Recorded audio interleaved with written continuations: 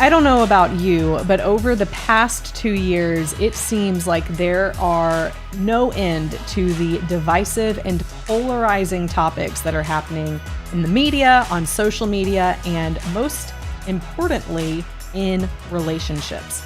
And we are seeing people end not just friendships, not just communities they're a part of, but even sometimes ending marriages because they no longer agree about things that are really important to them.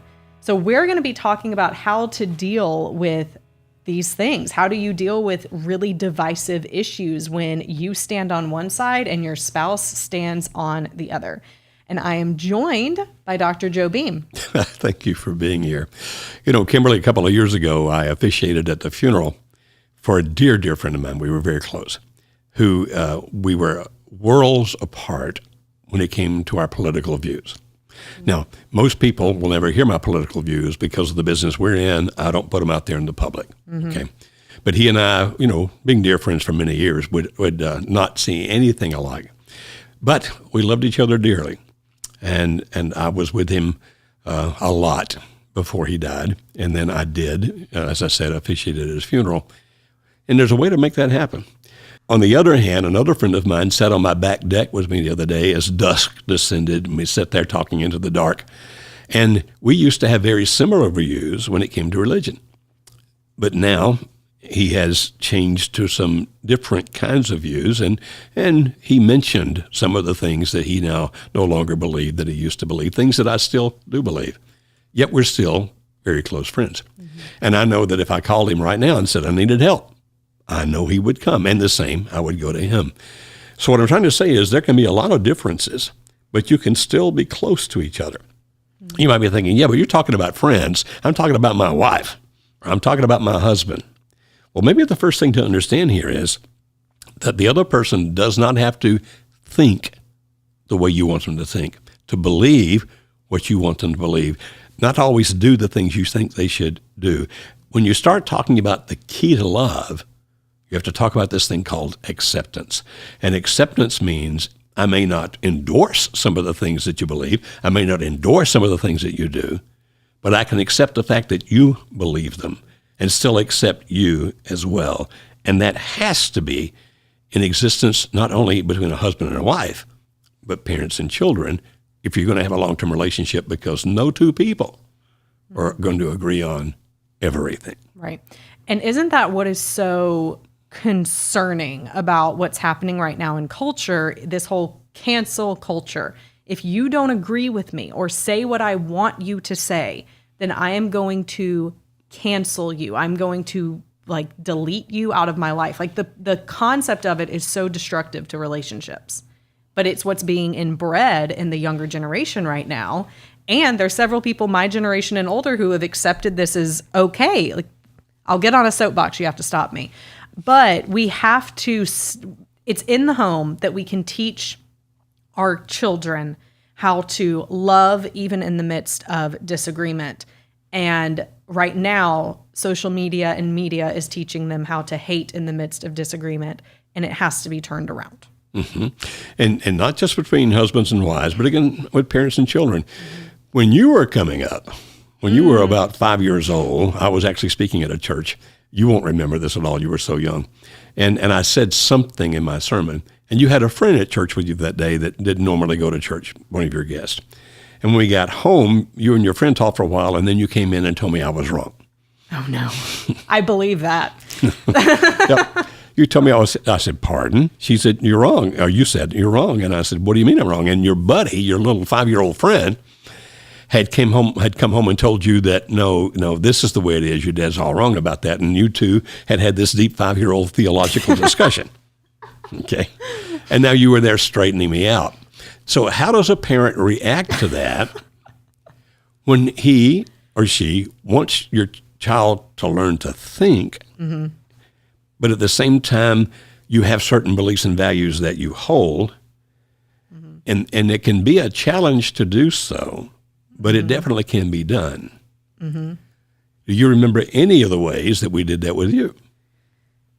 Yeah. Well, yeah. So a lot of what I remember growing up was there was conversation. You would ask me questions. Why do you think that? Tell me about the conversation. Who said it?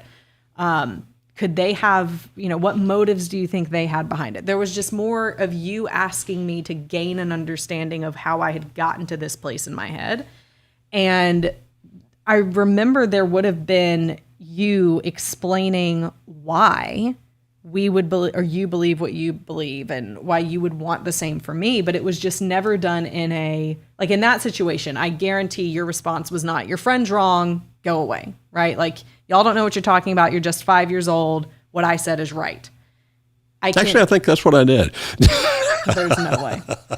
I'm kidding. There's no way. It would have been, tell me why you think that. Because you would have been asking me for my evidence. Like, what's your evidence of this? And you would have given me your evidence of this. And I was reading a quote by a professor of organizational psychology at Wharton Business School. His name is Adam Grant. I was reading something on his Instagram the other day where he said critical thinking includes being able to understand the evidence and then having a conversation about that. And the irony was, so many people under that refuted him, and his statement was based on evidence. And he said, the irony is you all are throwing out the evidence with what I'm saying here. And that's part of what's happening as well right now. People are dismissing evidence, whether that's actual research-based statistical evidence or just the evidence of, how did you come to this conclusion? Let's have a conversation.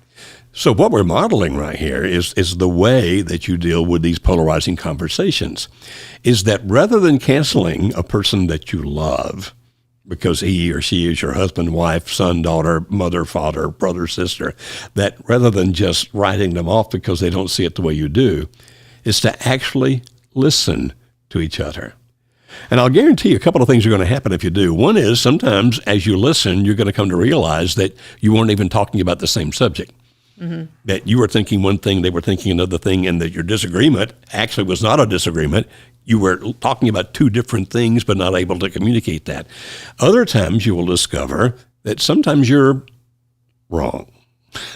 Now, I know you don't want to hear that, but surely in your lifetime, there have been times when you've been listening to people, you were talking, and all of a sudden they hit you. Good grief, I never thought about that. Wow, I need to think that through. And the other thing that will happen if you truly listen to each other is you can maintain a relationship even if you don't come to the same conclusion. Mm-hmm. You can have a relationship because of the fact that I can accept the fact that you and I won't see everything alike. I know that I'm imperfect. I know that you're imperfect, but I know that I love you no matter what. Mm-hmm. Mm-hmm. And the other part of that is, even if you disagree on things, that person can become one of the people you go to actually get feedback from. Or, what do you think of this? Maybe sometimes because they have a different view than you, but you respect them and you respect the way they treat you.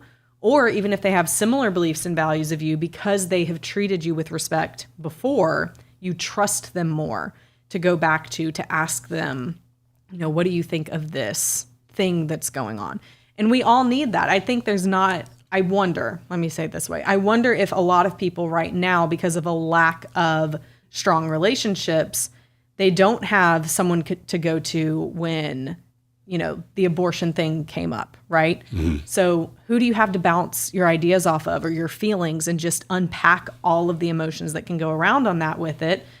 And I think when people don't have that, they just kind of turn to social media and start making statements. And that can end up being divisive, because other people are going to see it out of context of a relationship, mm-hmm. and then make judgments about mm-hmm. each other when there's no relationship there. Mm-hmm. None. I've actually done that to a couple of my friends. Said, based on what you just posted on Facebook, here's what you sounded like. Mm-hmm. If I were able to give you a suggestion, it would be, you need to reword that, mm-hmm. because people are not going to understand what you're trying to say.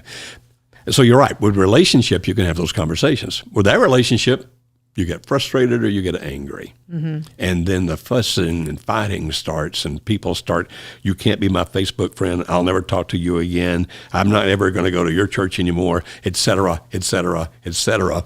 And mm-hmm. the world becomes more and more divided. Mm-hmm. And in my lifetime, which at this point is 149 years, in my lifetime, I have never seen a more divided nation, a more divided world, more divided Christianity, everything you can think about. More division between parents and children, husbands and wives. And it finally all boils down to, ultimately, I have to be able to accept the fact that I'm not the final decider. Let me see if I can say it a different way. Help me say this. If I'm going to say everybody has to think, feel, act, and believe like me, then you become God. You actually put your position as God. I position myself as God, whereas I'm not that perfect. You say, so do you have friends that live very different lifestyles to what you believe is correct? Yes, I do. You know that. I have friends that, based on my religion, they live very different lifestyles than I believe, different political beliefs. Yeah. And so how do we love each other anyway? That's really what it's all about. You don't have to think everything I think, believe everything I believe. You don't, or feel everything I want you to feel. We can still be very close to each other and love each other very deeply. Now, I've seen you and Rob. You're both very strong personalities. You could say that. That's one way to put it. Let me say it again. You and Rob are very strong personalities. And I've seen you argue. And yet you're very close to each other. Even when you don't say things alike, right? That's absolutely right. Even when I know we're going to differ on opinions on certain things, we still talk about it with each other. Now, I will say over 12 years of marriage, we have gotten better at listening and understanding each other's point of view. Back when we were younger and newly married, it would have been, well, this is what I believe and it's right, and you need to come to my side of the table. And, and now we're both much more, yeah, I can see it your way, but here's why I see it my way.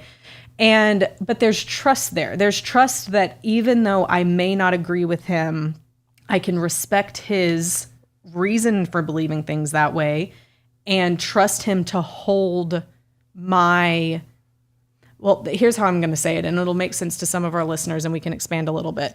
Because when I share my beliefs and values with him, I'm sharing some of the deepest parts of who I am. I'm giving him bricks. And he doesn't throw those back at me. He doesn't share them with other people. He takes these things and he just cherishes them. Whereas there's been, clearly he's my only husband, but there's been other people in my life where I'll share, this is what I believe about this. And then they say things like, so do you not trust God? Or how could you? And they just start attacking my character because of something completely unrelated. And that's where there comes anxiety or shame or like, am I a bad person because I believe this one thing, but they've just equated it to like my morals. And that's what's not good. That's what's not healthy. What's healthy is for someone to be able to sit with you and understand, why is that important to you? Tell me more about that. So here's one good example. And I'll relate it back to what you and I were talking about. When I was in college, you may not remember this. When I was in college, for a brief period of time, I was a pacifist. Do you remember this? No. I remember us having the conversation. We disagreed on so many different things. We really did. In college, that's just the time everything happens. Now, ironically, I married a soldier, so clearly that phase didn't last very long. Yeah. But Rob and I still don't like war. Now, Rob doesn't like war either, but he realizes it's a necessity for protection and freedom, whereas I am always going to err more on the side of, but why can't it be done a different way, right? And so even when we have talks about what's happening in Russia or whatever, we can both agree on a common theme. No one likes war, but we're going to, both of us see it in two different ways, right? But we can appreciate the differences in each other and still have the conversations around it, even though the differences are there, because we love each other and are committed to the future of our relationship. And love is always going to involve accepting things about the other person that you don't like. Yeah. I wish you thought differently than that. I wish you believed differently than that. I wish you felt differently than that. But being able to love is having that relationship anyway. Now, it doesn't mean you won't get frustrated with each other. Sometimes you will, like, oh, good grief, not that again. Right. Sometimes you'll get frustrated. You might even get angry at each other, that kind of thing. But knowing that I accept and love you maintains the relationship no matter what. Mm-hmm. That's what love really is all about. So how do you talk about these topics? Be open. Be honest. Say what you really believe, but don't attack. Mm-hmm. And don't try to force it on the other person. A friend of mine who was just about to get her PhD, this was several years ago, she was like, about to turn a dissertation in, and she said, you can teach me anything, but you're not going to force you to believe something about anything. And I thought, that's the way it should be. I'm willing to learn, but don't try to tell me what to think, what to feel, what to believe in, etc. People react badly to that. Mm-hmm. So have the conversations, but do it as friends, not as foes. And be curious about why the other person has that stance. I believe when you're curious about things like that, like, so back at for those of us in America, back in the 2016 election when it was Clinton versus Trump, I had two good friends on opposite sides. And I remember they did such a good job at this because one of them was voting based on the fact that she was an executive director at a nonprofit that worked in an inner city. And so her world revolved around impoverished people who could not get ahead. And that is what she took into the voting booth. And then I had another friend who was on an opposite side where she loved the same people, but she was seeing it from a different perspective. But they could agree on, we both love these people, but we're going to show that differently on voting day. And it was beautiful how they stayed friends. And that's how it should be, because when you actually understood both of their stories, you could understand why they both believed the things they did. There were more commonalities than differences. Excellent. I think that's a really good story. I like that. So that's what you do. If you want to talk about these things, you're better to talk about it than not talk about it. But the way you talk about it determines what happens to your relationship. Mm-hmm. That's right. So if you enjoyed this episode, please give it a 5-star review. Share it with a friend. Share it with maybe a spouse if it's appropriate to do so, and can get you on the same page about talking about a divisive subject. That would be a huge win in our books. And if there's anything we can help you with, go to marriagehelper.com to see the courses and the workshops that we have that can help you strengthen your marriages. Until next time, thank you, Dr. Joe. Thank you for having me.